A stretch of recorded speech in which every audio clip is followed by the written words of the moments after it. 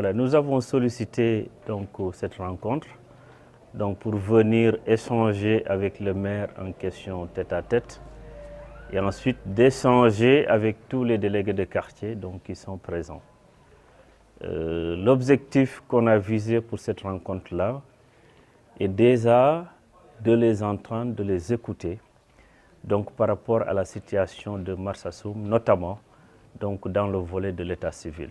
Comme vous l'avez constaté et que tous les Sénégalais l'ont constaté, le nom de Marsassoum avec l'état civil est dans toutes les toiles. Et il y a beaucoup d'informations qui circulent, qu'ils soient avérées ou pas. Pour nous, en tant qu'autorité, c'est important de venir jusqu'à Marsassoum, de les écouter et de noter les versions des faits qu'ils nous ont donnés.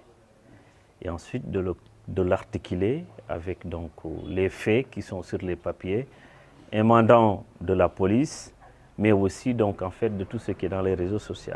Nous, en tout cas, on était venus dans un premier temps pour s'acquérir de cette situation-là.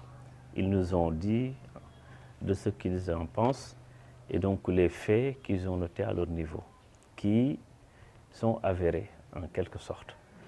Parce qu'il y a des gens qui ont été condamnés, ou qui sont en procédure judiciaire autant pour moi, par rapport à ce fait-là.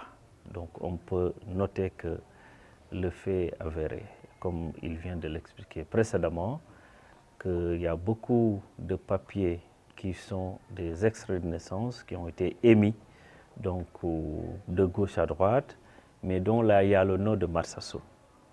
C'est ce qu'on a noté. On va continuer de pousser la réflexion.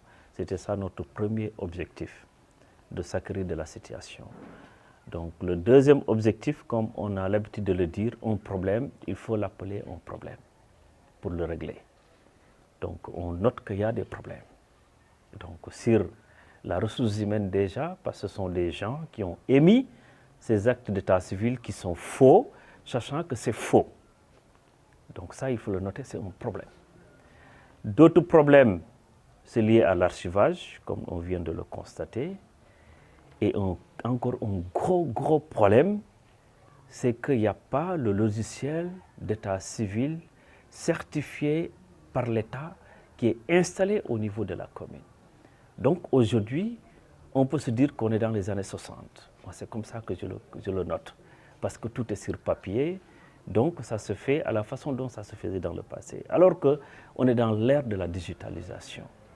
Maintenant, c'est au rôle de l'Agence nationale de l'état civil, comme on l'a fait dans un circulaire qui a demandé à tous les maires de communes d'utiliser désormais le logiciel de gestion des faits d'état civil, que l'ANEC installe auprès de ces centres d'état civil moyennant 0 francs, et de faire la maintenance, de former les agents techniquement sur les métiers sans aucun centime de francs CFA.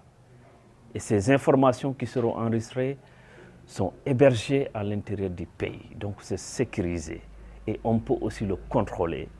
Et d'abandonner, si je peux utiliser le vrai mot abandon, définitif, des logiciels dits clandestins qui sont installés dans beaucoup de mairies qui ne sont pas certifiés.